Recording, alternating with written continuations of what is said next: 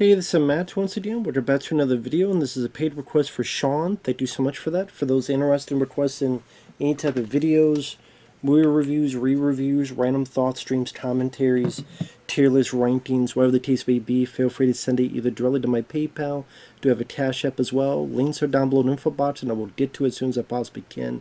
For those who sent them, thank you. I do appreciate your kindness, your generosity. I really do appreciate it, so thank you.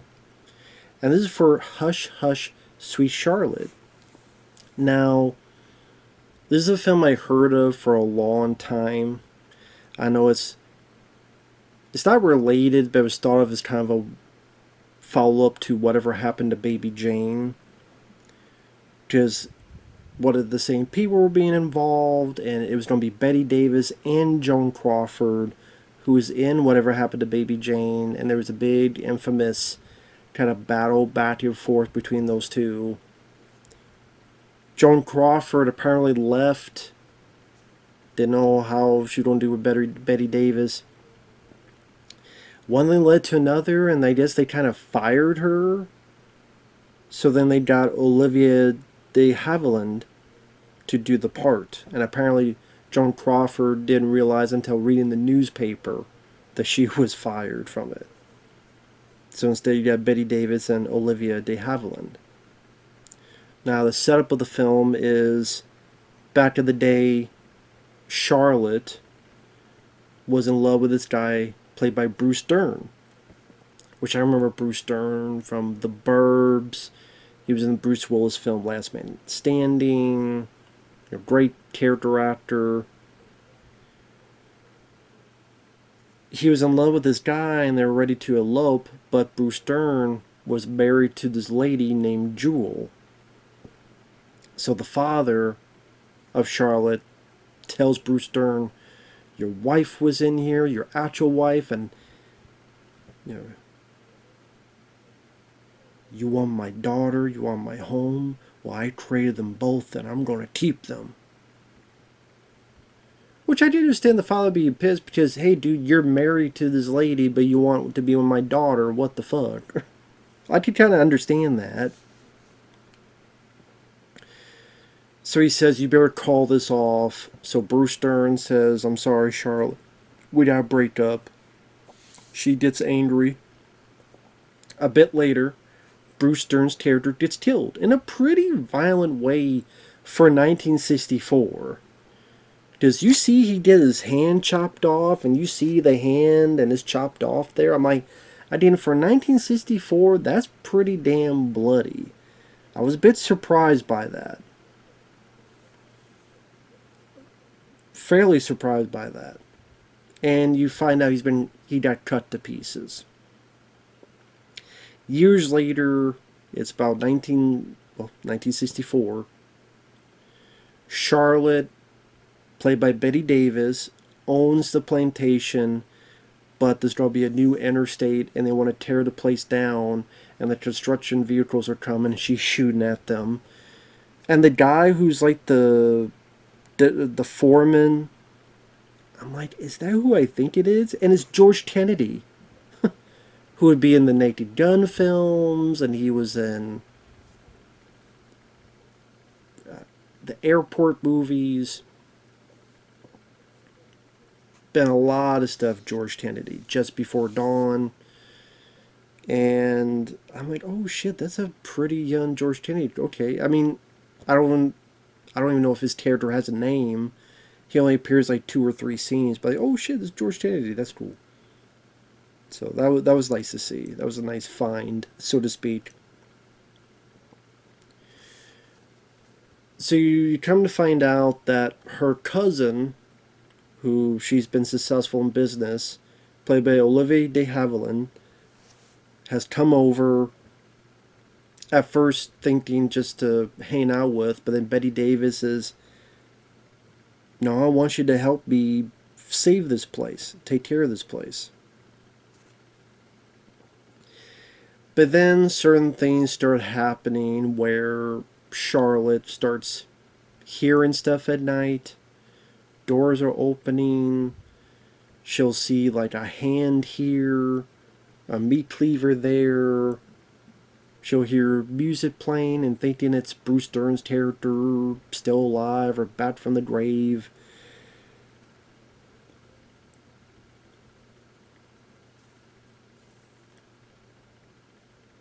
A disembodied hand.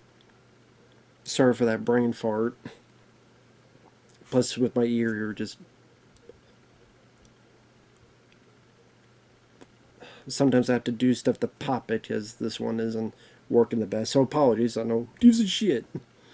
But spoiler, spoiler. Long story short, you find out Olivia de Havilland and this doctor she likes, they're trying to drive Bette Davis, Charlotte, crazy.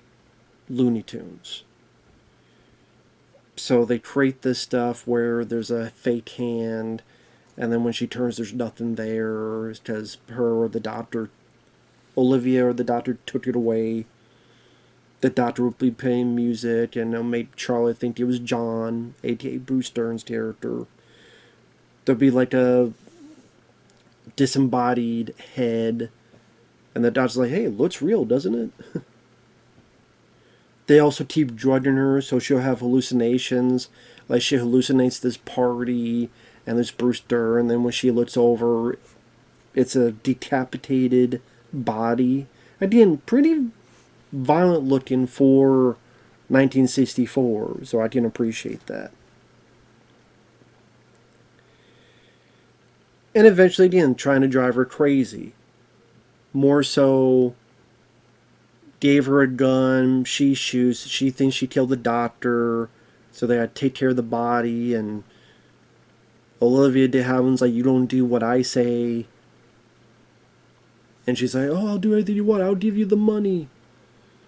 Again, playing onto her seeming guilt, because everybody thinks she killed Bruce Dern back in the day.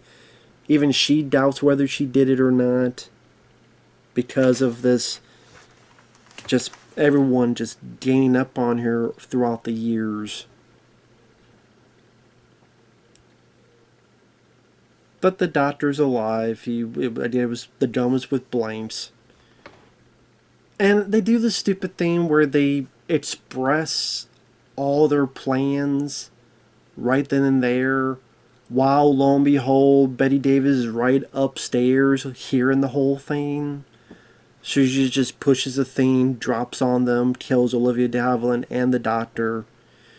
And also, there were other characters too. There was this caretaker for Bette Davis who figured what was going on, and Olivia de Havilland pushes her down the stairs and kills her. There's the Jewel, the wife of Bruce Dern. She kind of has this attitude against Olivia de Havilland. And she has this letter that says don't open it until whenever I'm dead, which eventually she dies off screen. And then we come to find out that Jewel, she's the one who killed Bruce Dern back in the day, not Bette Davis. But she couldn't admit it to anybody, and now people have found out the truth. Bette Davis didn't kill the Bruce Dern back in the day. A little bit of what's going on here. So now at the end of the day, they bring Bette Davis out. She's in her car. She gets the envelope, and she's a bit more free, because she's been kind of trapped this whole time in her mind of believing things she never did do. So there's a little bit of hope at the end that she'll get some reprieve and be able to enjoy some bits of her life at least. Now, with all that said, I didn't really give a shit about this movie, to be blunt and honest. I really didn't. Bette Davis, I thought, did fine. Kind of the manic feel to her that I saw in Whatever Happened to Baby Jane. So, it's unfair to say I feel like I've seen this performance before from her, but I just say that with other actors I enjoy. So she did fine.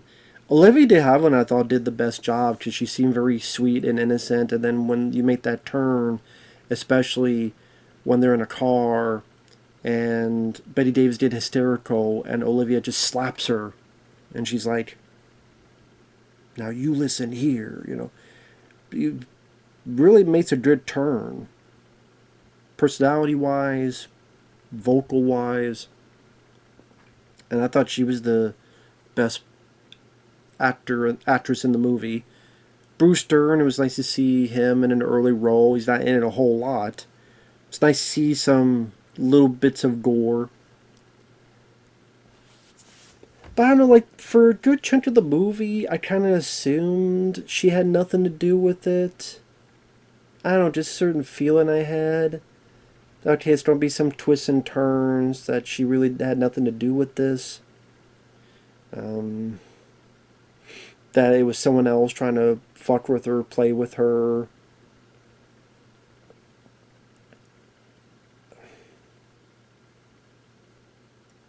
So I wasn't as invested in the story as maybe other people were. I know the people loved the caretaker lady.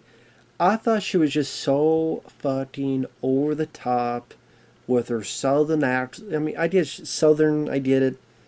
But she was just so over the top, redneck, that I just thought it was more vaudeville.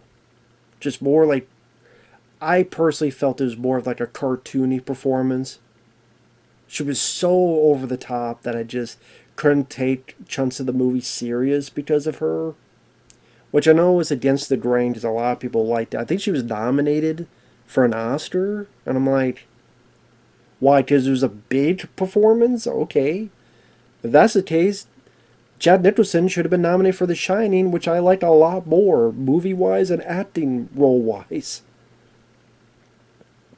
This, I didn't care for her performance. I just thought it was just so obnoxiously over the top for me.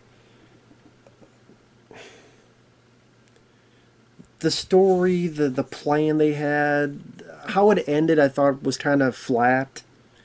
Where she just overhears everything and pushes this one thing over and kills them both in one go. I mean, how convenient they decided, let me explain my whole plan. In a vicinity that maybe this character happens to hear all this shit too.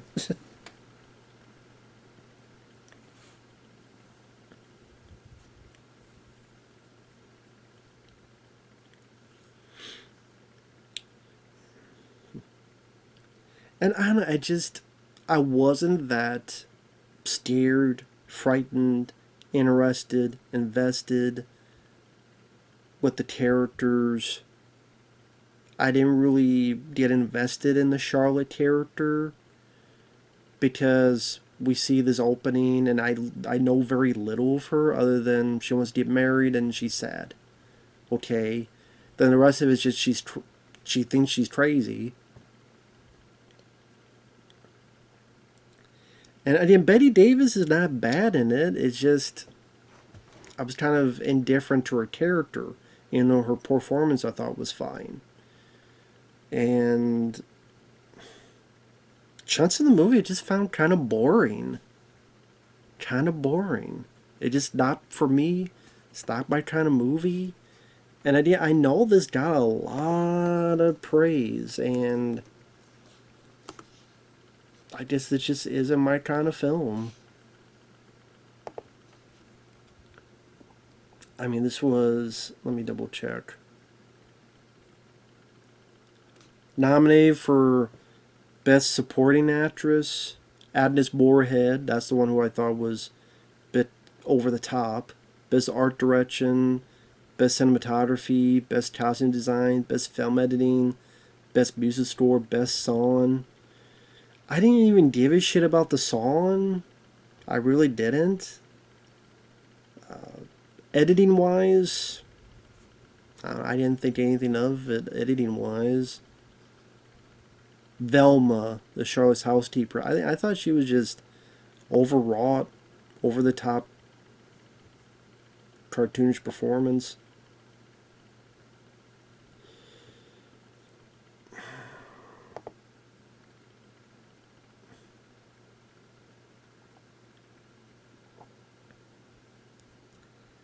I don't know. I just don't get the hype for it, to be blunt. I don't get the hype for it at all. Maybe because I didn't grow up with these actors. Like, I didn't grow up with Bette Davis, so this is the second film I've seen her in, and it felt like kind of not the same but similar to her performance in Whatever Happened to Baby Jane. And not the whole thing, but some of it felt like a regurgitation of that. The idea of the story, I kind of got a handle what was going on early on. Maybe because I've seen a lot of films afterward that had similar stuff, so maybe that's not fair to this. Yeah, it wasn't for me. If it's for you, I'm glad for it. Just not for me. And yeah, I thought chunks of it were kind of boring. The doctor character, indifferent to him. There's a few like police officers, pretty indifferent. Again, just not for me. Not my cup of tea. So, with that said, sorry it's not much of a review. I didn't really get much out of it, to be honest. But thanks for watching. Take care. Thanks once again to Sean, and we'll talk to you later. Bye-bye for now.